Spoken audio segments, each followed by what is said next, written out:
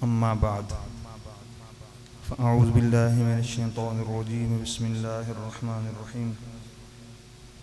या नारु कूनी बरदन व सलामन अला इब्राहीम सदक़ल्लाहु मौलानाल अज़ीम व सदक़ रसूलुहुन नबियुल करीमुल अमीनुल मकीनुर रऊफ़ुर रहीम। क़ालल्लाहु तबारक व तआला फ़ी शानि हबीबिही इन्नल्लाह व मलाइकतहु युसल्लूना अलन नबी या अय्युहल्लज़ीना आमनू सल्लु अलैहि व सल्लिमू तस्लीमा। अस्सलातु वस्सलामु अलैका या सय्यिदी या रसूलल्लाह, अस्सलातु वस्सलामु अलैका या सय्यिदी या हबीबल्लाह, अस्सलातु वस्सलामु अलैका या सय्यिदी या नबीयल्लाह व अला आलिका व अस्हाबिका या सय्यिदी या नूरल्लाह। अल्लाह ताला की हम्द व सना हुज़ूर नबी करीम रऊफ़ुर रहीम रहमतुल लिल आलमीन सल्लल्लाहु अलैहि वसल्लम की बारगाह अक़दस में हदिया दरूद व सलाम के बाद कुरान मजीद फ़ुरक़ान हमीद में से एक आयत मुक़द्दसा तिलावत करने का शर्फ़ हासिल किया है। दुआ है कि अल्लाह रब्बुल इज़्ज़त मुझे हक़ सच बयान करने और हम सब को सुनकर इस पर अमल पैरा होने की तौफ़ीक़ अता फ़रमाए। आज जुमा का दिन है और हज का दिन है हमारे यहाँ।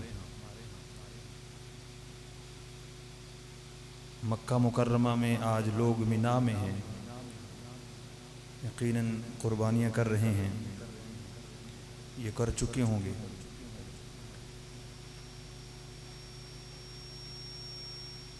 आज का दिन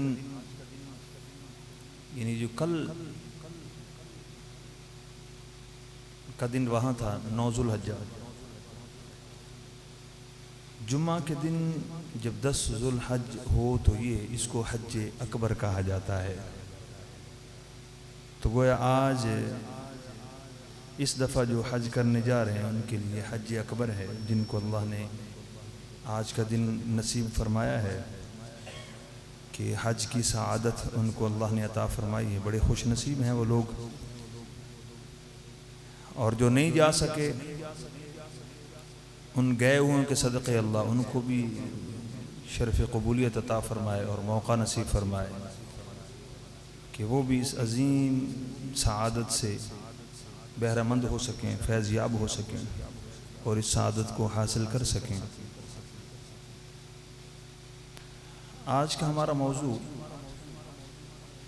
हज़रत सैयदना इब्राहीम अलैहिस्सलाम के हवाला से मुख्तसर है और उसके बाद इंशाअल्लाह हमारा जो क़ुरबानी के लिए सवालात वग़ैरह और उनका जवाब इंशाअल्लाह उसके ऊपर बात करेंगे। इंसान बुनियादी तौर पर 3 चीज़ों से मोहब्बत करता है, माल से, अपनी जान से।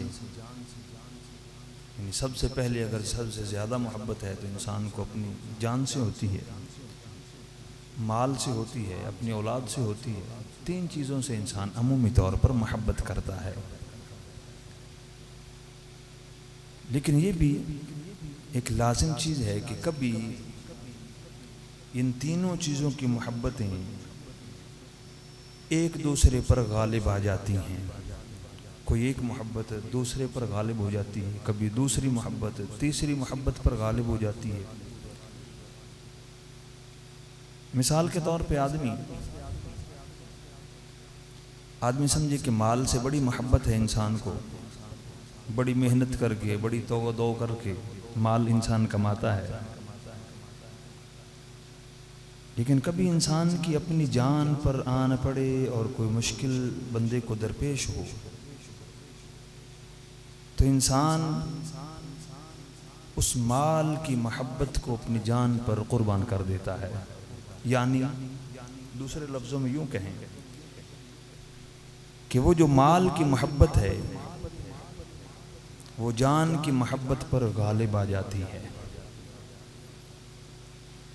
जान की मोहब्बत गालिब आ जाती है, माल इंसान लौटा देता है। मसलन किसी को कोई तकलीफ़ होगी ऐसी, खुदा ना करे, कोई ऐसी तकलीफ़ हो कि जिससे इंसान जो है वो जान छुड़ाना मुश्किल हो जाए, तो बंदा सोचता है कि जितना भी माल हो सारे का सारा इंसान लुटा दे, लेकिन इस मुसीबत से खलासी हो जाए, जान बंदे की बच जाए। खुदा न खास्ता अल्लाह की दी हुई नेमतों में से अगर कोई नेमत रुक जाए और उसका सिलसिला रुक जाए, खुदा ना करे, आर्जी तौर पर, यानी किसी के अगर खाने पीने का निज़ाम ही ख़राब हो जाए या इसके जो खलासी का निज़ाम है, पेशाब पखाने का मामला है, अगर वही इंसान का रुक जाए खुदा ना खास्ता, तो इंसान चाहेगा कि लाखों क्या जितना माल है वो सारे का सारा लग जाए, लेकिन इन मामला से मुझे खलासी हो जाए, अपनी जान बचाता है। तो गोया माल से जितना भी प्यार करने वाला इंसान हो, जब अपनी जान पर आन पड़े तो बंदा माल को कुर्बान कर देता है। गोया माल पर अपनी जान की मोहब्बत गालिब आ जाती है। कभी ऐसा होता है कि इंसान, आप समझें कि औलाद से बड़ा प्यार करता है, औलाद से बड़ी मोहब्बत है इंसान को, लेकिन कभी खुदा ना करे अल्लाह हर एक को औलाद की आजमाइश से महफूज रखे, कभी औलाद की तरफ से बंदा आजमाइश में मुब्तला हो जाए तो माल की जितनी भी मोहब्बत हो बंदा उससे दरिया नहीं करता, यहाँ तक कि अपनी जान भी बंदा कुर्बान करने को तैयार हो जाता है कि मेरी जान भले चली जाए लेकिन औलाद की जान बच जाए। तो गोया इंसान अपने आप से भी जितना प्यार करता हो भले, लेकिन औलाद की खातिर बंदा चाहता है कि भले मुझे ये तकलीफ आ जाए या मेरी जान चली जाए इसके बदले, लेकिन औलाद को तकलीफ ना पहुंचे। तो इसका मतलब ये हुआ कि कभी ऐसा होता है कि बंदा वो जो औलाद से मोहब्बत करता है वो इतनी गालिब होती है कि अपनी जान की मोहब्बत पर भी वो औलाद की मोहब्बत गालिब आ जाती है। सैयदना हज़रत इब्राहीम अलैहिस्सलाम को जो अल्लाह ताला ने आजमाया, और आप कई तरह की आजमाइश में रहे, आप वो माल की मोहब्बत, उसमें भी अल्लाह ताला ने आपको सुरखरू किया, औलाद की मोहब्बत उसमें भी अल्लाह ने आपको कामयाबी अता फरमाई, अपनी जान की मोहब्बत उसमें भी अल्लाह ने आपको कामयाबी और सुरखरूई अता फरमाई। माल की मोहब्बत ये है कि आप अल्लाह रब्बुल इज़्ज़त से इतना प्यार करते हैं, इतना मोहब्बत है अल्लाह रब्बुल इज़्ज़त से कि कहीं किसी शख्स ने, किसी ने आवाज़ दी अल्लाहु अकबर कहा, अल्लाह ताला का नाम पुकारा, था वो फरिश्ता ही आजमाइश के लिए आया था। आपने जब सुना तो आपने उसको फरमाया कि भाई एक दफ़ा फिर ज़रा अल्लाह का नाम लो, तो ये मैं इतने ऊंट तुझे दे दूंगा। उसने नाम ले दिया, फिर कहा फिर लो बकिया भी दे दूंगा, यहां तक कि जितने आपके ऊंट थे सिर्फ अल्लाह ताला का नाम सुनने की गर्ज से, यानी अल्लाह से मोहब्बत इतनी थी, सिर्फ नाम सुनने के लिए अपना माल सारे का सारा दे दिया। कहा फिर एक दफा नाम सुना दो। उस फरिश्ते ने कहा, उस जो एक सूरत में, इंसानी सूरत में था, उसने कहा कि अय इब्राहीम अब तो तुम्हारे पास देने को कुछ नहीं है। कहा इस रेवड़ के लिए तुझे कोई चरवाहा भी तो चाहिए ना। एक दफा मेरे रब का नाम फिर मुझे सुना दो और मुझे चरवाहा रख लो, मैं नौकरी करता रहूंगा। और सारे का सारा माल सिर्फ अल्लाह ताला का नाम सुनने पर कुर्बान कर दिया। गोया अल्लाह ने उसमें आपको सुरखरुई दी, कामयाबी हासिल हुई। औलाद की मोहब्बत, या उससे पहले इंसान को अपनी जान की मोहब्बत, जान बड़ी अजीज होती है। नमरूद का ज़माना है, दौर है, और नमरूद उस इलाके का बादशाह है। लोगों की हालत ये है कि उन्होंने एक बहुत बड़ा बुतकदा बनाया हुआ है जहाँ बहुत सारे बुत रखे हुए हैं। लोगों ने अपने अपने बुत गढ़ के अपने अपने खुदा बना के रखे हुए हैं, उनकी पूजा करते हैं, इबादत की गर्ज से उनके सामने झुकते हैं। हज़रत इब्राहीम अलैहिस्सलाम ने उनको समझाने की कोशिश की, समझाया कि ये बुत हैं, ये खुदा नहीं है, ये तो तुम अपने हाथों से इनको गढ़ते हो, बनाते हो, ये खुदा की शान के लायक नहीं है। खुदा तो वो है जो सारी कायनात को बनाने वाला है और वो अपनी मर्जी से जिसे चाहता है जैसा बनाता है। ये तो तुम्हारी मर्जी से बने होते हैं, जब तुम्हारा जी चाहता है इनको बना लेते हो, जब भूख लगती है तो खा भी लेते हो। तो ये तुम्हारी कमकली है, नालायकी है, ये खुदा नहीं हो सकते। उनको समझ ना आती इस बात की। उन लोगों का सालाना एक जश्न होता, जिसको आप अपने लफ्ज़ों में अगर समझें तो जैसे आज के दौर में उससे मुशाबहत तो नहीं देनी चाहिए, लेकिन खराफात के एतबार से मुशाबहत दी जा सकती है। ये मेले जो लगाए जाते हैं, मेलों के ऊपर भी खराफात होते हैं, तो उनका भी एक जश्न और एक सालाना मेला होता और उसमें वो सारे लोग जो है उस दिन, जिस दिन उनका जश्न होता, उस दिन वो मर्द व ख़वातीन सारे के सारे पहले तो अपने बच्चों को सजाते, उनको संवारते, तरह तरह के खाने उनके सामने रखते, उनके ऊपर की तरह के जो है वो चढ़ावे चढ़ाते। फिर वो सुबह होते ही एक शहर से बाहर उनका एक मैदान था, उस तरफ निकल जाते, सारा दिन वहाँ पर गाने बजाते, गाने गाते और इस तरह की और तरह तरह के खेल तमाशी और खराफात वो सारा दिन करते। शाम को जब लौटते तो फिर सीधा अपने उसी बुतकदे में फिर आते जहाँ बुत रखे थे, फिर अपने उन खुदाओं के सामने झुकते, इबादत की गर्ज से वो जो खाने रखे हुए थे उनके सामने सारा दिन रख कर जाते थे। उन्होंने तो क्या खाने थे, बहरहाल एक उनकी ये रस्म थी, वो उसको पूरा करते। हजरत इब्राहीम अलैहिस्सलाम उनको समझाते तो उनको समझ ना आती। एक दिन आया कि उनका वही सालाना जश्न का दिन आया। हजरत इब्राहीम अलैहिस्सलाम से भी उन्होंने कहा कि आप भी चलो। आपने फरमाया कि मैं तो नहीं जाऊंगा, आपने इनकार कर दिया।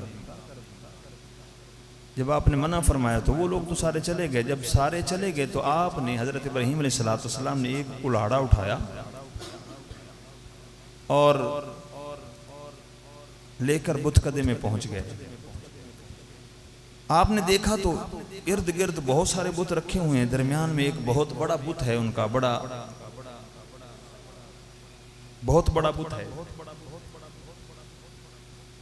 आपने सब बुतों में किसी के कान काट दिए, किसी की नाक काटी, किसी का हाथ, किसी का पाँव तोड़ते गए सबका, और सबको इसी तरह अपाहज करके वो जो बड़ा बुत था उसके कंधे पर कुल्हाड़ी रखी और वापस तशरीफ़ ले गए। बड़ा मशहूर वाक़या है, मैं इख्तिसार के साथ बयान करता जा रहा हूँ आपके सामने। जब वो लोग शाम को वापस लौटे और अपने बुतकदे में दाखिल हुए तो देखा कि यहाँ तो हालत ही अजीब है कि उनके बुत जो खुदा हैं, किसी का कान नहीं है, किसी की नाक नहीं है, किसी का हाथ नहीं, किसी का पाँव नहीं, और बड़ा जो बुत है उसके कंधे पर कुल्हाड़ी है।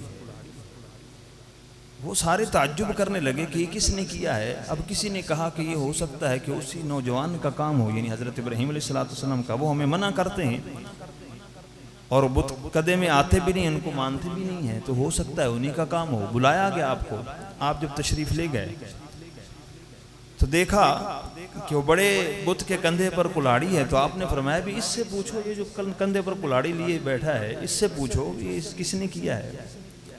अब उन्होंने कहा हज़रत इब्राहीम अलैहिस्सलाम से कि भाई ये कैसे, ये तो बुत हैं, ये क्या कर सकते हैं, इससे हम क्या पूछें, ये तो मजबूर हैं, ना ये बोल सकते हैं, ना सुन सकते हैं, ना ये कुछ कर सकते हैं। आपने फरमाया यही बात तो मैं तुम लोगों को समझाता हूं कि ये मजबूर हैं, ये खुदा नहीं हो सकते। खुदा वो है जो मजबूर नहीं होता, और ये अगर इतने लाचार हैं और मजबूर हैं कि इनका कान कट जाए, नाक कट जाए, हाथ पांव कट जाए तो ये कुछ भी नहीं कर सकते। अल्लाह रब्बुल इज्जत तो वहदहू ला शरीक है, पहले तो वो इस ऐसे जिस्म से पाक है, फिर उसको कोई नुकसान नहीं पहुंचा सकता। वो जिसके साथ जो चाहे करे, कादिर मुतलक है। इन्नल्लाह अला कुल्लि शैइन कदीर, उसकी शान है। अब ये बात नमरूद तक पहुंची। नमरूद बादशाह है, उसने हजरत इब्राहीम अलैहिस्सलाम को दरबार में बुलाया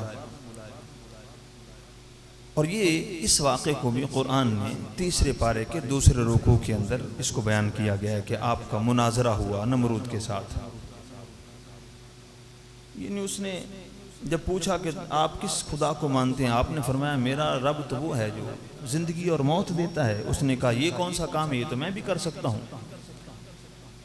तो उसने दो ऐसे लोगों को बुलाया जिनका अदालत की तरफ से फैसला हो चुका था। एक को जो है वो बरी कर दिया गया था और एक को सजाए मौत सुना दी गई थी। तो उसने सजाए मौत वाले को अपने सामने ही जो है वो कत्ल करवा दिया।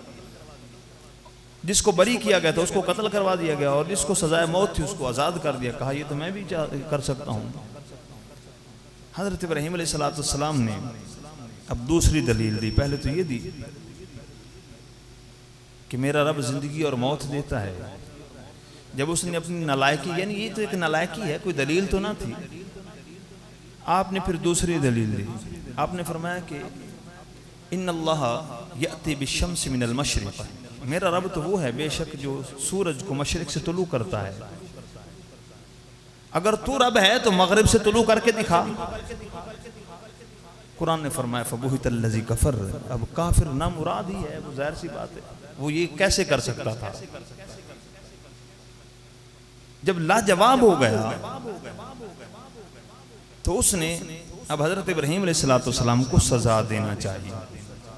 ये हमेशा याद रखो कि जब जिसके पास कोई दलील ना हो, जब बात हो, मुनाजरा हो या आपस में गुफ्तगू का मामला हो, तो अगर उसके पास कोई दलील ना हो तो फिर नालायक आदमी अपनी ताकत आजमाता है। या तो फिर वो गाली देगा या ताकत आजमाएगा। ओहदा और मनसब रखता होगा तो ताकत आजमाएगा। अकल हो बंदे के पास, ईमान हो तो फिर बंदा बात दलील से करता है। दलील ना हो तो फिर यही हाल करता है जो नमरूद ने किया। नमरूद के पास भी जब दलील न थी, एक उसने एक बेवकूफ़ी वाली दलील तो दी जो किसी लिहाज से भी दलील नहीं बनती है, ना कोई हकीकी एतबार से ना कोई अकली एतबार से, किसी तरह भी वो दलील नहीं है। लेकिन उसने जैसे बाज चर्ब ज़बान होते हैं, उन्होंने कोई ना कोई बात बदले में कर ही देनी होती है, भले उसका कोई ताल्लुक वास्ता हो या ना हो। तो ऐसे उसने एक ऐसी बात कर दी जिसका हकीकत से कोई ताल्लुक न था। लेकिन जब दूसरी मिसाल आपने दी और दूसरी ऐसी रोशन दलील दी कि जिसका जवाब कभी ना दे सकता था और ना दे सका, तो उसने अब ताकत आजमाई। उसने कहा कि इनको आग में डालो। हज़रत इब्राहीम अलैहिस्सलाम को चुनाचे मशहूर है कि बहुत बड़ी आग जो है वो भड़काई गई। हज़रत इब्राहीम अलैहिस्सलाम को एक झूला नुमा जो है एक वो बनाई गई, उसके अंदर आपको बैठा के तो आग के अंदर जो है वो डाल दिया गया। हज़रत इब्राहीम अलैहिस्सलाम जब आग में पहुँचे, ऐन वस्त में पहुँचे, तो अल्लाह ताला ने एक फ़रिश्ते को भेजा। फ़रिश्ता आकर अर्ज़ गुज़ार हुआ कि इब्राहीम अलैहिस्सलाम अगर आप चाहें तो मैं इस आग को बुझा दूँ। हज़रत इब्राहीम अलैहिस्सलाम का जो ये वाक़या है, ये कुरान मुक़द्दस के अंदर बयान किया गया और मुफस्सिरीन ने इसकी तफसीर में ये लिखा है, ये सवाल और जवाब की हालत में हज़रत इब्राहीम अलैहिस्सलाम ने कमाल दर्जे का, आप अल्लाह पर भरोसा देखें कितना है और एक नबी की शान देखें क्या होती है। और फिर ये नबी जो हुजूर के जद्द अमजद हैं सल्लल्लाहु अलैहि वसल्लम, इनकी शान देखें। आपने फरमाया उस फरिश्ते से कि अगर तो ये सवाल जो तू कर रहा है ये तेरी तरफ से है तो मुझे तेरी हाजत नहीं है। अगर तो ये अपनी तरफ से कह रहा है तो मुझे इसकी हाजत नहीं है। और अगर तू ये सवाल मेरे रब की तरफ से कर रहा है, यानी मैं उससे अगर सवाल करूं तो उस सवाल करने से पहले फरमाया कि मेरा रब मेरे सवाल करने से ज़्यादा मेरी हालत से वाकिफ़ है। जब वो मेरे हाल पर वाकिफ़ है तो मुझे सवाल करने की हाजत नहीं है। लिहाजा नबी की जब आजमाइश का वक्त आता है, यानी आया हज़रत इब्राहीम अलैहिस्सलाम का, तो आपने सवाल करना भी गवारा ना किया। हालांकि नबी इरादा भी फरमा ले, नबी इरादा फरमा ले, नबी का इतना बुलंद मकाम होता है। इमाम नबानी ने एक वाक़या बयान किया है, एक बुजुर्ग का, अल्लाह के बड़े वली थे, वो निशापुर के रहने वाले थे। फरमाया कि वो उनको वहाँ से जो है मुल्क बदर किया गया, और न एक बुजुर्ग का अहमद नाम है उनका वाक़या बयान किया है कि उनको अल्लाह ने औलाद बड़े आखिरी वक्त में दी। बुढ़ापा तकरीबन था जब उनको अल्लाह ने एक बेटा अता किया, और बेटा कुछ अलील हो गया, उसकी अलालत बढ़ती गई। कुछ ज़्यादा जब बीमार हुआ, उनकी अहलिया जो थी, अहलिया मोहतरमा, वो रोज़ाना आपको कहती कि अपने बेटे के लिए जो है वो कुछ करो, अल्लाह के हुजूर दुआ कर तो अल्लाह इसको सेहत दे दे। आप लोगों के लिए दुआ कर देते हैं, लोगों को दम कर देते हैं, लोग सही हो जाते हैं, अपने बेटे के लिए आप कुछ नहीं करते हैं। दुआ ही कर दो, आप अल्लाह के वली हैं, अल्लाह आपकी दुआ कबूल फरमाता है। आप लोगों के लिए दुआ करते हैं, लोग फैज़याब होते हैं, बीमारों के लिए दुआ करते हैं, अल्लाह उनको सेहत अता करता है। तो अपने बेटे के लिए कर दे, आप खामोश रहा कर दे। वक्त आ गया कि बेटा इतना अलील है कि उसका वक्त नज़ा करीब आ गया।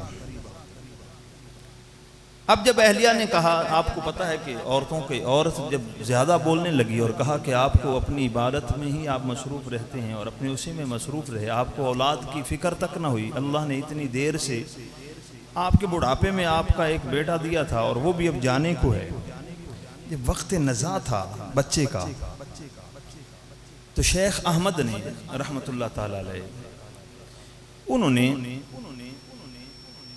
जब देखा कि फरिश्ता मलकुल मौत आ चुका है बच्चे की रूह कब्ज करने के लिए, तो आप जलाल में आ गए और फरिश्ते से डायरेक्ट फरमाया कि वापस लौट जाओ, इसकी मौत का फैसला टाल दिया गया है। फरिश्ता वापस लौट गया। आप समझें कि ये अल्लाह का वली है, जिसके लिए फरमाया कि जब अल्लाह का बंदा कोई इस मकाम पर पहुंचता है तो फिर अल्लाह रब्बुल इज़्ज़त उसकी ज़ुबान बन जाता है। बज़ाहिर वो ज़ुबान किसी बंदे की होती है, लेकिन उससे बोलता खुद रब्बे कायनात है। अल्लाह उसके कान बन जाता है। बज़ाहिर लगता है कि कान बंदे के हैं, लेकिन सुनने की समाअत की क़ुव्वत अल्लाह रब्बुल इज़्ज़त की अपनी होती है।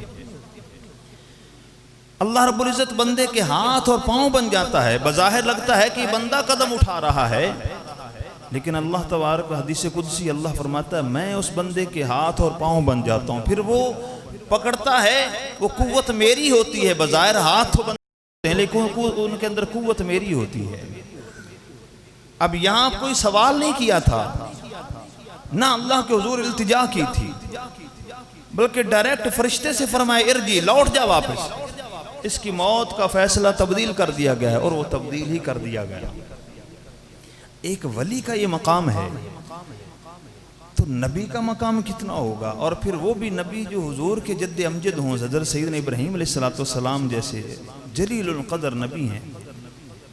इनकी शान का अंदाज़ा कौन लगा सकता है। अगर आप इरादा ही फरमा देते अज़ खुद, या ज़बान से आप कह देते, तो ये कैसे मुमकिन। आप इरादा ही फरमा देते, अरे जिनके साहबजादे एड़ियाँ रगड़ें तो चश्मे ऐसे जारी हों कि क़यामत तक ना उनमें पानी कमी हो, ना उनके अंदर कोई ख़राबी पैदा हो। जमजम जिसको लोग क़यामत तक मुक़द्दस पानी बन जाए वो। अरे साहबजादा एड़ियाँ रगड़े तो ऐसा मुक़द्दस पानी बन जाए। और वो वालिद गरामी अगर खुद इरादा फरमा लेते तो वो आग ठंडी हो जाती, फरिश्ते कोई फरमा लेते आग ठंडी हो जाती। लेकिन नहीं, ये आपका मर्तबा और मकाम है इतने बुलंद दर्जे पर कि फरमाया कि अल्लाह की तरफ से है, अगर मौला की तरफ से, तो वो मेरे हाल से वाकिफ़ है, उसकी रज़ा इसी में है, तो मैं इसी पे राज़ी हूँ। लिहाजा इरादा भी ना फरमाया। और अगर कोई अक्ल वाला होता, ये इश्क है, ये अल्लाह से मोहब्बत है। और मैं आग बुझवा दूं ताकि मेरी करामत जाहिर हो जाए। भाई लोग समझ लें भी ये बंदा हक पे है, देखो आग इतनी बड़ी आग थी और बुझ गई, ये हक की अलामत है और सच्चाई की अलामत है। सच्चाई जाहिर हो जाती लोगों के ऊपर और अपनी वाह हो जाती। कोई अक्ल वाला अक्ल से सोचता तो, लेकिन नहीं, इश्क के सोचने के तौर तरीके और होते हैं। अक्ल और तरीकों से सोचती है। अक्ल सोचती है कि जान बचाई कैसे जाए, इश्क सोचता है जान दी कैसे जाए। अकल सोचती है कि जान बच जाए, इश्क सोचता है चली जाए, कोई तरीका हो कि यार के नाम पर जान कुर्बान हो जाए। ये इश्क के सोचने के अंदाज और होते हैं। और हज़रत सैयदना इब्राहीम अलैहिस्सलाम का ये इश्क है रब्बुल इज़्ज़त से, अल्लाह रब्बुल इज़्ज़त से, कि जो आपने फरिश्ते को फरमाया कि अगर तो ये सवाल तेरी तरफ से है तो मुझे हाजत नहीं है, और अगर ये सवाल रब की तरफ से है तो वो इससे बेहतर जानता है मेरे हाल को, तो मुझे सवाल करने की हाजत नहीं है। ये वाक़या बड़ा मशहूर है और कुरान ने इसको डिटेल के साथ बयान किया है। इसके अंदर जैसे मैंने गुजारिश की कि ये आपकी दूसरी आजमाइश है। तीसरी आजमाइश औलाद की थी, यानी जो जहाँ जहाँ आपको आजमाया गया, अल्लाह रब्बुल इज़्ज़त ने आपको हर जगह सुरखरू फरमाया, और आप उस बड़े कड़े से कड़े इम्तिहान में भी अल्लाह की कुदरत और अल्लाह की नुसरत से, अल्लाह ताला की मदद से आप कामयाब हुए। याद रहे कि जितनी बड़ी आजमाइश हो, मर्तबा और मकाम भी उतना ही बड़ा होता है। जिसको जितना बड़ा मर्तबा और मकाम दिया जाना हो, अल्लाह ताला देना चाहे, उसके लिए आजमाइश भी उतनी ही बड़ी होती है। अब इससे आप अंदाज़ा लगा सकते हैं कि हज़रत सैयदना इमाम हुसैन रज़ी अल्लाह ताला अन्हु, आपसे जो आजमाइश हुई है और ख़ानदान नबूवत की जो आजमाइश है, वो भी ऐसा ही है, बुलंद मर्तबा देने के लिए बड़ी आजमाइश। अब हम चूँकि कुर्बानी है, कल इंशाअल्लाह अल्लाह ताला जो अहबाब कुर्बानियाँ कर रहे हैं, अल्लाह उनकी कुर्बानियों को अपनी बारगाह में कबूल फरमाए। और ये जज्बा है, मोहब्बत है, और समझो कि एक इरादा और नीयत है। वो नीयत ये होती है, इसके पस मंज़र इसका ये होता है कि इंसान अल्लाह रब्बुल इज़्ज़त से ये वादा और अहद कर रहा होता है कि बारी ताला, ये माल तेरा था तो तेरी राह पे हमने कुर्बान किया,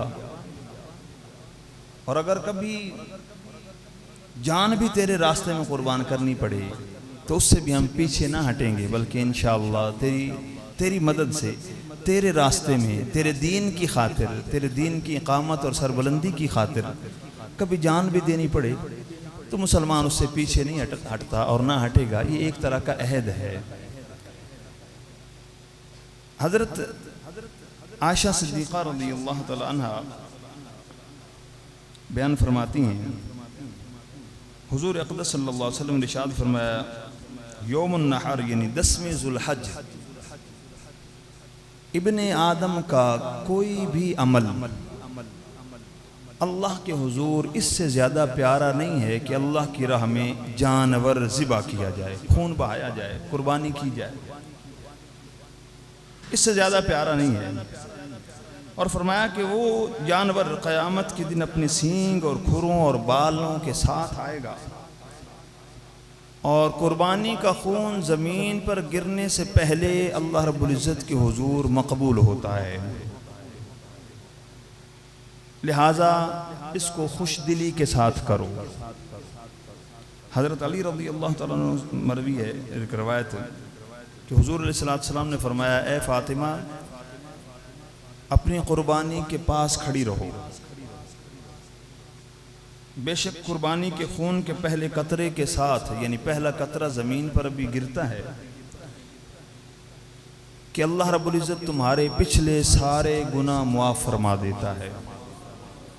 कतरा ज़मीन पर गिरते ही यानी अल्लाह के हुजूर उसको कबूलियत को पहुँच जाता है। एक दूसरा फरमाया कि उससे अल्लाह तुम्हारे गुनाहों को, पिछले सारे गुनाहों को मुआफ़ फरमा देता है। सुनो, कुर्बानी का जानवर क़यामत के दिन अपने गोश्त और खून के साथ लाया जाएगा, और अल्लाह रब्बुल इज़्ज़त उसके 70 दर्जे बढ़ाकर तुम्हारे मीज़ान में डाल देगा, यानी वज़न में डाल देगा। तुम्हारे नेकियों के पलड़े में 70 गुना बढ़ाकर उसका वज़न फरमाएगा। हज़रत अबू सईद खुदरी रज़ी अल्लाह ताला अन्हु ने अर्ज़ किया, रसूलुल्लाह सल्लल्लाहु अलैहि वसल्लम, ये जो अजर है, यानी वो जानवर अपने खुरों, गोश्त, खून, बालों समेत आएगा और फिर उसके 70 दर्जे बढ़ाकर मीज़ान में रखा जाएगा। ये अजर सिर्फ आले मोहम्मद सल्लल्लाहु अलैहि वसल्लम के लिए, हुजूर ये सिर्फ आपकी आल के लिए है या बाकी भी सब के लिए है? आका अलैहिस्सलातु वस्सलाम ने फरमाया, ये आले मोहम्मद के लिए भी है और सब मुसलमानों के लिए है। जो भी कोई कुर्बानी करे खुश दिली के साथ करे, तकर्रुब की नीयत से करे, अल्लाह का तकर्रुब, अल्लाह का कुर्ब हासिल करने की नीयत से करे, तो फरमाया उसके लिए ये अजर है। हज़रत हसन रज़ी अल्लाह ताला अन्हु रवायत करते हैं, फरमाया कि जिसने खुश दिली के साथ और सवाब हासिल करने की गर्ज से कुर्बानी की, वो कुर्बानी उसके लिए जहन्नुम से रोक है। जहन्नुम और यानी उस बंदे के दरमियान ये एक दीवार है, एक रोक है जो उस बंदे को जहन्नुम में दाखिल नहीं होने देगी। पिछले जुमे भी मैंने कुछ शराइत बयान की थी कि इसके लिए कुछ शराइत हैं। मुसलमान होना, मुकीम होना, मालिक नसाब होना और आज़ाद होना, ये कुर्बानी के लिए शराइत हैं। अब मालिक नसाब, इसकी तारीफ़ और तशरीह में ही जाएं तो इसकी भी बहुत डिटेल है। इस इख्तिसार के साथ गुजारिश करूं कि पिछले जुमे मैंने ये बताया था आपको कि साहिब नसाब क्या होता है। अच्छा, इसके अंदर बाद लोग जो है वो सोचते हैं कि हमारे पास तो चूँकि नगदी नहीं है, इतने नगद पैसे इतने नहीं हैं, बैंक अकाउंट में हमारे पास इतने पैसे नहीं हैं, तो अब हमारे ऊपर शायद कुर्बानी नहीं होगी, या इन दिनों आपने पहले ही कोई ऐसा सौदा कर लिया कि अब तो पैसे बिल्कुल ही नहीं हैं, हमारे इस महीने के खर्चे के हमारे पास पैसे नहीं रहे। 20-25 लाख आपके पास था, आपने एक कोई मकान ख़रीद लिया, कोई प्लाट ख़रीद लिया, आप सोचें अभी तो पैसा नहीं है, तो लिहाजा बड़े मजबूर हैं हम, 25 लाख का मकान ख़रीद कर बड़े मजबूर हो गए हैं, लिहाजा कुर्बानी से बच जाएं और कुर्बानी ना करें। तो ऐसा नहीं है। अब उस 25 लाख, 20 लाख, 10 लाख या 1 लाख भी कहीं लगाने से आप फ़कीर नहीं होंगे, शरी फ़कीर नहीं होंगे, बल्कि आप पर कुर्बानी वाजिब रहेगी। और फ़ुक़हा ने लिखा, आला हज़रत ने इसको फतावा रिज़विया के अंदर और सदर शरिया बदर तरीक़ा अमजद अली आज़मी रहमतुल्लाह ताला अलैह ने बहार शरीयत के अंदर ये लिखा है कि अगर उसके पास यानी है साहिब नसाब, वो मालिक नसाब है, लेकिन वक्ती तौर वो पैसे ऐसी जगह कहीं लगा बैठा है कि उसके पास अब पैसा नहीं है, नकदी पैसा नहीं, वैसे माल है, प्लाट है, मकान है, वैसे माल उसके पास है, तो फरमाया कि वो किसी से कर्ज ले, उधार लेकर भी कुर्बानी करे, नहीं करेगा तो गुनाहगार रहेगा। लिहाजा कोई ऐसा शख्स हो कि वो समझे कि मैंने तो दुकान में माल डाल लिया अभी और माल पड़ा हुआ है, बिका नहीं है, तो पैसे हमारे पास, तो हम तो खर्चे से तंग हैं जनाब, हालात भी ऐसे चल रहे हैं कि माल बिक नहीं रहा है, बाज़ार बंद हैं, दुकानें बंद करवाई जा रही हैं, और हम क्या करें? तो उसके लिए ये शरीयत ने बता दिया कि वो कहीं से कर्ज उठाए, उधार उठाए, कुर्बानी करे, जब माल बिक जाए तो उसको दे दे जिसका देना है, जिससे उधार ले। लिहाजा इससे बचने की कोई सूरत नहीं है कि बचने के लोग रास्ते ढूंढते रहते हैं, भी कोई किसी तरह ज़कात से बच जाएँ, किसी कुर्बानी से बच जाएँ। अच्छा, एक इसके अय्याम क्या है, टाइम बहुत कम रह गया पीछे, और मैं चाह रहा हूँ कि वो मसाइल जो पिछले जुम्मे हम बयान नहीं कर सके उनको जो है वो आपके गोश गुजार कर दिया जाए। इसके अय्याम 3 दिन हैं, 3 दिन और 2 रातें कुर्बानी के लिए हैं। यानी 10 ज़ुल्हज्जा कल का दिन है, कल के दिन और उससे अगली रात, फिर उससे अगला दिन, तो इस तरह 3 दिन और 2 रातें हैं। याद रहे आपको कि दिनों में तो आप शहरों के अंदर ये है कि जहाँ कहीं भी शहर में पहली मरतबा, यानी शहर के अंदर किसी जगह भी अगर ईद की नमाज हो जाए तो अपने आप इलाके में भले ईद की नमाज अभी ना हुई हो, आप कुर्बानी कर सकते हैं। ये ज़रूरी नहीं कि आप अपनी नमाज पढ़ने के बाद ही कुर्बानी करें। शहर में आप समझते हैं कि किसी जगह 6 बजे हो गई है कुर्बानी, हमारी जो है वो 6:45 है, तो अब आप समझें कि हम जो है 6:45 तक का इंतज़ार नहीं करेंगे और जो है वो 6 बजे नमाज शहर में कहीं हो गई है, तो उसके बाद आप कुर्बानी कर सकते हैं। ईद की नमाज एक जगह भी कहीं पढ़ी जाए तो उसके बाद कुर्बानी की जा सकती है। रात में कुर्बानी मकरूह फुक़हा ने लिखा है, लेकिन उसकी एक इल्लत थी। अब अगर कोई शख्स उसको रात में कुर्बानी करे आजकल जैसे है, तो आजकल वो हालात नहीं हैं जिस वक़्त फुक़हा ने रात की कुर्बानी को मकरूह कहा था। मकरूह भी तंज़ीही कहा था, यानी इसके अंदर हल्की सी कराहत लिखी थी। वो वजह ये थी कि उस वक़्त इतनी लाइट का, इतनी रोशनियों का बंदोबस्त नहीं होता था, अंधेरा था, अंधेरे की वजह से मकरूह कहा था। इल्लत उसके अंदर अंधेरा बयान की गई है। अब एक दिया होता, एक रोशनी होती छोटी सी, उसके अंदर क्या नज़र आता। अब 4 रगों का कट जाना ज़रूरी है, तो अंधेरे की वजह से कहीं ऐसा ना हो कि उसकी कोई रग ना कट सके, रह जाए। तो फुक़हा ने इसलिए मकरूह लिखा कि रात के टाइम आप ना करो। लेकिन अगर रोशनी का बंदोबस्त हो, प्रॉपर निज़ाम रोशनी का हो, प्रॉपर ठीक तरीके से लाइट हो और करने वाला भी माहिर हो, और ये इल्लत अगर ख़त्म हो जाए, यानी अंधेरा ख़त्म हो जाए और रगें सही तरीके से ना कटने का अंदेशा जाता रहे, तो रात में भी कुर्बानी करना दुरुस्त है, कोई कराहत नहीं है। कराहत भी फुक़हा ने जो लिखी थी वो अमल में थी, गोश्त में, इस जानवर में कोई कराहत नहीं थी। अमल में कराहत थी कि वो इस वजह से कि कहीं ऐसा ना हो कि वो रगें पूरी ना कटें। अच्छा, पूरी रगें ना कटने पर भी एक मसला जहन में आ गया। अमूमी तौर पे ऐसा होता है कि 4 रगों का कटना ज़रूरी है, ये एक शरन मसला है। लेकिन बाज़ लोग, अगर कोई ये कुर्बानी करने वाले कसाब हज़रात सुन रहे हों, तो वो जो अमूमी तौर पे लोग करते हैं वो भी सुन लें। आप ख़ुद करते हैं और अच्छे तरीके से करना जानते हैं, तो बेहतर भी यही है कि ख़ुद करें, बजाय इसके कि किसी से आप कुर्बानी करवाएं। ख़ुद करें। कसाब हज़रात जो करते हैं उनके लिए भी 4 रगों का कटना ज़रूरी है। कट जाए तो अब उसको छोड़ देना चाहिए, उसको ठंडा होने देना चाहिए, उसकी जान निकलने देनी चाहिए। अमूमी तौर पे होता क्या है कि लोग ये कसाई, क्योंकि इनके पास टाइम बहुत कम होता है, इन बेचारों ने बहुत सारी जगह पर जो है वो वादे कर रखे होते हैं और जल्दी जल्दी इन्होंने छुरियाँ फेर कर आगे निकलना होता है, और अभी जान पूरी निकले या ना निकले उसकी खाल उतारना शुरू कर देते हैं। ये सारे जानवर को अजियत और तकलीफ़ देने के मामलात, इनसे बचना चाहिए, ये नहीं करने चाहिए। बाज़ छुरी फेरते हैं तो उसके हराम मगज़ तक उसको काट देते हैं, ये दुरुस्त नहीं है। बाज़ ऐसा होता है कि अभी उसकी रगें तो कटी, इनको भी पता है कि रगें कटने पर छोड़ेंगे अगर तो इसकी जान निकलने में ताख़ीर होती है, टाइम लगता है। इनको तो जल्दी होती है, तो इसको झटका देकर उसकी गर्दन तोड़ देते हैं, गर्दन के मोरे तोड़ देते हैं। उससे क्या होता है कि उससे पूरा खून तो नहीं निकलता, लेकिन जान जल्दी निकल जाती है। एक तो शरअन नाजायज़ है कि आप जानवर को तकलीफ़ दे रहे हैं, तिब्बी तौर पर भी नाजायज़ है। इसके अंदर हिकमत ये है, 4 रगें जब कट जाएँ तो खून आहिस्ता आहिस्ता निकलता रहता है। जानवर को आप छोड़ दें, जानवर तड़पता रहता है और उसकी रगों से खून सारा निकलता रहता है, यहाँ तक कि उसका सारा खून जिस्म का बह जाता है। अगर आप जल्दी कर लें, अभी रगें कटी थी, हराम मगज़ तक काट दिया आपने, या उसकी गर्दन को झटका देकर उसके मोरे गर्दन के तोड़ दिए और गर्दन तोड़ के उसकी जान को जल्दी निकाल दिया, तो वो जो सिर्फ रगें कटने से अपनी प्रॉपर सिस्टम के तहत सारा खून निकलना था, जान जब निकल जाएगी तो खून जितना उससे पहले निकल गया, उसके बाद जो अंदर रह गया वो अंदर रुक जाएगा, जम जाएगा, और वो फिर खून इसी तरह गोश्त में भी शामिल हो सकता है, इसी तरह वो जो है रगों के अंदर भी रह जाता है। जब आप उसको काटेंगे, गोश्त बनाएंगे, तो वो खून गोश्त में शामिल हो जाता है। याद रहे, इसको दमे मसबूह कहते हैं और ये हराम है। अब ये अगर गोश्त को लगेगा तो गोश्त भी आप नापाक करेंगे, गोया जानबूझकर किसी पाक चीज़ को नापाक करना ये हराम है।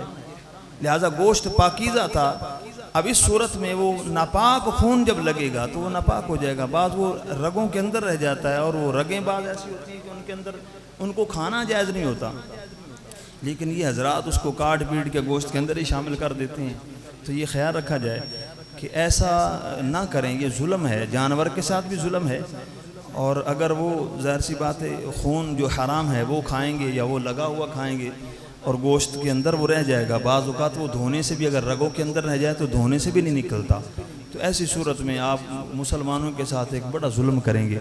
लिहाजा ये कसाब हजरात या जो भी कुर्बानी के दिनों में कसाब बन जाते हैं, सबको चाहिए कि खुदा का खौफ करें और इन मामला से इज्तनाब करें। 4 रगें कट जाएं, उसके बाद छोड़ दें, उसको ठंडा होने दें, आराम से उसकी जान निकलने दें, और जो है उसके बाद उसकी खाल वाल उतारें और उसके बाद उसका गोश्त वगैरह बनाएं। अच्छा, गोश्त देने के हवाले से भी बाज़ लोगों के घरों में या ये सफाई करने वाले जो है वो गैर मुस्लिम, या बाज़ लोगों के घरों में जो है वो औरतें काम करती हैं गैर मुस्लिम, तो ये गोश्त बना देते हैं और फिर उनके लिए बाकायदा शापरों में हिस्से डाल कर रख देते हैं, भी ये तो ये बंगी आएगा उसके लिए हैं जनाब, तो ये हमारी काम वाली आएगी उसके लिए हैं। याद रहे आपको, कुर्बानी का गोश्त इसका तक़द्दुस इतना है, इसके तक़द्दुस की वजह से किसी काफिर को नहीं दिया जा सकता। ये मोहतरम इतना है, इसके एहतराम की वजह से किसी काफिर को देना नाजायज़ और गुनाह का काम है। लिहाजा ये महज मुसलमानों तक ही पहुंचाया जाए। ये अगर आपने बांटना है तो ये मुसलमानों की अमानत है आपके पास, और अगर आप ख़ुद खाएं तो सुभान अल्लाह, फिर तो आपकी अपनी अमानत है। लेकिन अगर आप बांटना चाहें तो ये आप गैर मुस्लिमों को नहीं दे सकते, किसी काफिर को, किसी ईसाई को, किसी हिंदू को, किसी बद मज़हब को देना जायज़ नहीं है। सही अक़ीदा मुसलमानों तक ही पहुँचाएँ ताकि जिनका हक़ है उनको दिया जा सके। काम करने वालियाँ अगर गैर मुसलिमा हैं तो उनको ये गोश्त नहीं दिया जा सकता। ये बार सफाई करने वाले आ जाते हैं, दरवाज़े खटका खटका के लेते हैं जनाब, और आप भी बुला बुला कर देते हैं, जायज़ नहीं है। ये गोश्त की तौहीन है, उस मुक़द्दस गोश्त की तौहीन है, उस मुक़द्दस अमल की तौहीन है। जो आप देखो ज़रा कि कितनी बड़े इसकी अज़मत कितनी है। इतनी अज़मत वाले के लिए ज़रूरी है कि इसको खाए भी वो जो अज़मत वाला हो। जो काफिर हो, बदबख्त हो, नामुराद हो, उसको ये देना जायज़ नहीं है। लिहाजा इसके इज्तिनाब किया जाए। आप अगर आप बहुत ज़्यादा प्यार करते हैं इंसानियत से और बहुत ज़्यादा आप अपने अखलाक का मुजाहरा करना चाहते हैं तो आप 1-2 दिन पहले ख़रीद लिया करें, वो ख़रीद के रख लें और वो दे दें। कुर्बानी के गोश्त से मत दिया करें, ये जायज़ नहीं है। जानवर उम्र के लिहाज से मैंने पहले गुजारिश कर दी थी कि उसकी उम्र कितनी होनी चाहिए। बकरा या बकरी ऐसा हो जो बज़ाहिर बड़ा आपको सेहतमंद लग रहा हो, लेकिन वो पानी जायज़ नहीं है। दुम्बा या छतरा उसकी जायज़ है, वो 6 माह का भी हो लेकिन इतना बड़ा लगे तो जायज़ है। लेकिन बकरा बकरी अगर हो तो इसके लिए ज़रूरी है कि वो 1 साल का पूरा हो।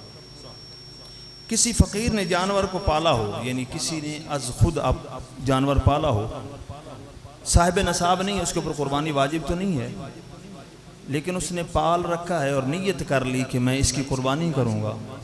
बाद में उसने सोचा कि नहीं इसको बेच देता हूँ, तो बेच सकता है।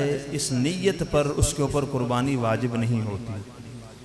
अगर ख़रीदते वक्त भी ये नीयत ना हो कुर्बानी की तो भी वो बाद में उसको बेच सकता है। अब ये गनी हो या फ़कीर हो, दोनों के लिए बराबर हैं। ख़रीदते वक्त अगर नीयत ना हो तो उसको बेच सकते हैं।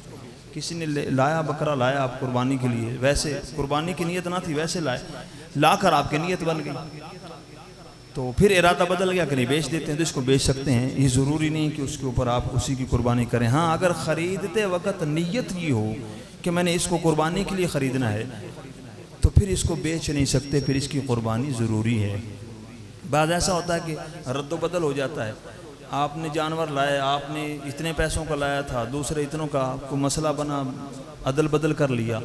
लेकिन याद रहे कि अगर आपने जिससे अदल बदल किया है वो कीमत में कम है और आपका जानवर कीमत में ज़्यादा है, ये आपने दूसरे को दे दिया और कम कीमत वाला ख़ुद ले लिया, तो अब ये जो कम कीमत वाला था और आपका ज़्यादा कीमत वाला था, ये दरमियान में इनका डिफरेंस था, जो फ़र्क था कीमत का, उतनी कीमत आपको फिर सदका करनी होगी। मिसाल के तौर पे एक जानवर 95,000 का है, आप 90,000 का लाए। 90,000 वाला जो आप 95,000 का लाया, दूसरे ने 90 का लिया, लेकिन देखने में आपको लग रहा है यार वो जो 90 का ले गया है वो ज़्यादा अच्छा है, रद्द बदल हो जाती है। किसी तरह भी बदल लेते हैं। 2 भाई हैं आपस में, जो एक को कोई ऐसा मसला बन जाता है जिससे वो चाहता है कि हालांकि शरई लिहाज से वो करना जायज़ है। जैसे एक साहब ने किसी ने पूछा तो कि उसको कोई हल्का सा ज़ख़म लग गया, अब वो कह रहे हैं कि मैं यार इसको करना नहीं चाहता हूँ, शरन उसके ऊपर कोई कबाहत नहीं है, उसको किया जा सकता है। दूसरा भाई कहता है चलो मेरे साथ आप तब्दील कर लो, ये वाला आप कर लो, वो मैं कर लेता हूँ। अगर तो ये कीमत में बराबर हूँ तो फिर तो कोई हर्ज नहीं है। अगर कीमत एक की ज़्यादा दूसरे की कम है तो ये जो बदली करना चाह रहे हैं इनकी कीमत अगर ज़्यादा थी और दूसरे की कीमत कम थी तो ये जितनी ज़्यादा कीमत थी उतना पैसा इनको और सदका करना होगा। कुर्बानी की गर्ज से अगर ख़रीदा हो तो ये बाज़ मामलात होते हैं, मसाइल लोग इनके अंदर जो है वो ये ख्याल नहीं करते और इसमें ख़ुद ही जो है वो सारे फतवे निकाल लेते हैं, तो ये ऐसा करना दुरुस्त नहीं है। तीसरी बात और आखिरी बात ये है कि ये कुर्बानी का जब गोश्त बनाया जाए या कुर्बानी की जाए तो ये जो कसाब हजरात हैं ये पहले अगर तय कर लें कि भाई हम इतने पैसे लेंगे और इतना गोश्त भी लेंगे, ये जायज़ नहीं है। कुर्बानी का गोश्त उजरत में नहीं दिया जा सकता, इसके अंदर ये आएगा, सूद में आएगा। कोई भी काम जब आपका मिसाल के तौर पे फुक़हा ने लिखा है कि किसी को आपने कपड़ा बुनने के लिए दिया और कपड़ा बुनने के लिए दिया और कहा कि इसमें से इतना पैसा आप काट लेना, इतना कपड़ा काट लेना, वो आपको बुनाई हम दे देंगे, दुरुस्त नहीं है। ये पहले भी मसला बयान कर चुका हूँ। आप गंदम लेकर गए चक्की पर पिसवाने के लिए और आपने वहाँ कहा कि जनाब ये पीस दो और इसमें से जो पिसाई है वो इतनी आप ले लो, जायज़ नहीं है। या ना चक्की वाले के लिए लेना जायज़ है ना आपके लिए देना जायज़ है। आप चक्की वाले तो मेरे ख्याल अब तो काट के नाम पर पता नहीं वैसे ही कितना काट लेते हैं, ये जायज़ नहीं है। आप उजरत तय करें, इतने पैसे आपको लेने हैं। अब जब पिस जाए आप कसाब हजरात तय करें कि इतने पैसे हमने लेने हैं, वो हो जाए या आप गंदम लेकर गए इतने पैसे आपने देने हैं, वो आपको पीस कर दे दें। जब पिस चुका, अब पिसने के बाद आप कहें कि भाई इसका 200 लेना है, 200 का आटा इसमें से निकाल लो, ये सूरत जायज़ है।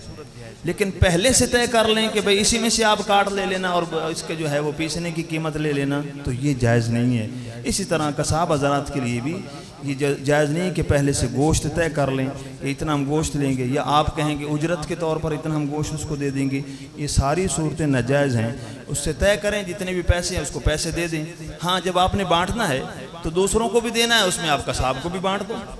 बांटने की जो सूरत है तो उसमें आप ये नहीं कि आप कसाब के लिए तो लेना ही हराम हो जाएगा, नहीं, ऐसा नहीं है। बांटने के लिए आप किसी को भी दे सकते हैं। तीसरी बात मेरे ज़हन में भी आ गई तो करता चलूँ। अमूमी तौर पे होता ये है कि आप कुर्बानी करेंगे, कुर्बानी के बाद आप गोश्त के 3 हिस्से बना लेंगे। एक हिस्सा आप जो है थाल में उठाएंगे और 2-2, 3-3 बोटियाँ एक तरफ से शुरू करेंगे जनाब, तो सारे मोहल्ले में जो है वो बांट के आ जाएंगे ताकि पूरे मोहल्ले को पता चले कि आपने कुर्बानी की है। ये दुरुस्त नहीं है। 2-3 बोटियाँ देने से आप समझ सकते हैं कि वो उस घर बेचारों का क्या बनेगा 2 बोटियाँ देने से, माँ सिवाय इसके कि उनको ये पता चलेगा कि साहब ने कुर्बानी की है। आपकी शोहरत के अलावा कुछ नहीं होगा। अगर सवाब की नीयत से देना है तो वो जो मुस्तहिक लोग हैं जिन्होंने कुर्बानी वाक़तन नहीं की है और आप समझते हैं कि मुस्तहिक हैं, गरीब हैं बेचारे, कुर्बानी नहीं कर सकें, उनको आप एक टाइम की हांडी का, एक टाइम के खाने का गोश्त दे दो, 2 किलो 4 किलो जितना भी उनको एक टाइम में बनता है। घर के उनके 10, 12, 15 अफराद हैं, कुर्बानी बेचारे नहीं कर सकें, उनको एक टाइम का दे दो भाई, बजाय इसके कि 50 घरों में 2-2 बोटियाँ तकसीम करो और सबको बताओ।